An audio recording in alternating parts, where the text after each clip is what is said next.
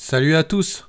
Je voulais prendre un moment pour vous donner quelques informations importantes concernant mon expérience avec la Silk 1050.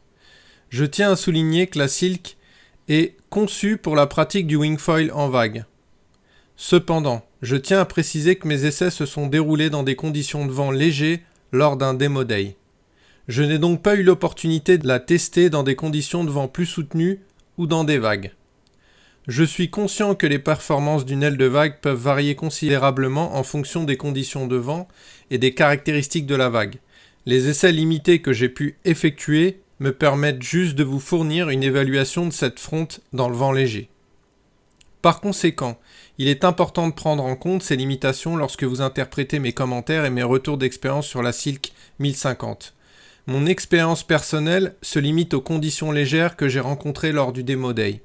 Je vous encourage vivement à consulter des sources supplémentaires, à chercher des avis d'autres utilisateurs expérimentés et à vous renseigner auprès des fabricants ou des professionnels de confiance pour obtenir une évaluation plus complète des performances de la Silk 1050 dans une variété de conditions différentes. Le test va être fait avec la Wilf Diamond en 6 mètres et la planche c'est une AFS Fly 6.6 qui doit faire autour des 125 litres.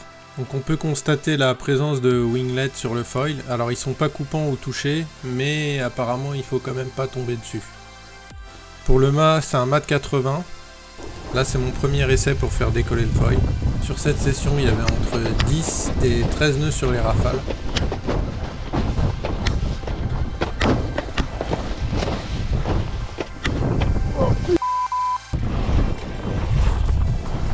Pour décoller avec la Silk, il faut avoir un peu de vitesse quand même. À partir de ce moment-là, on peut pomper avec les pieds, mais vous verrez que sur ce passage-là, j'ai plus pompé avec l'aile et très légèrement avec les pieds pour pas étouffer le foil.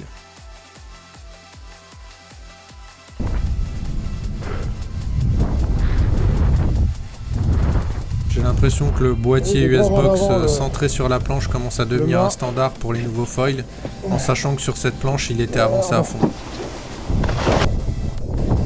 Là j'ai essayé de combiner les deux, donc je pompe avec la wing et aussi avec la jambe arrière.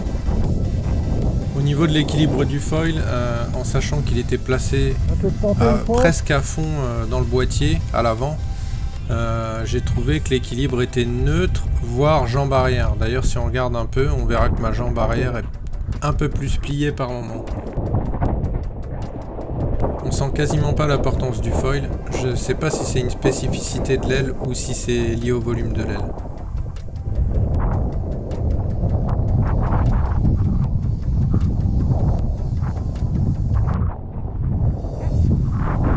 À ce moment-là, je passe dans le sillage d'un bateau, j'ai pas du tout ressenti la perturbation au niveau de l'eau.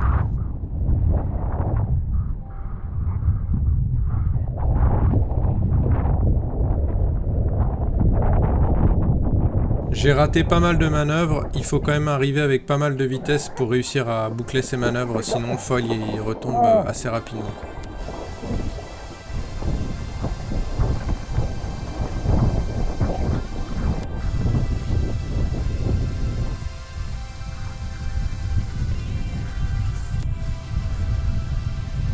Là j'essaye de prendre de la vitesse pour voir jusqu'où je peux aller et j'ai pas réussi à saturer le foil au niveau vitesse sur cet essai.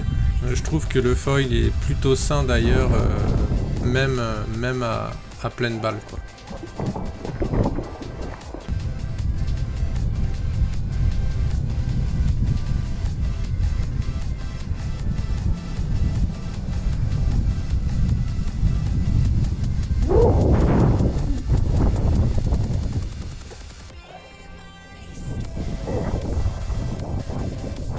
J'aurais au moins réussi à passer une manœuvre sur ce test.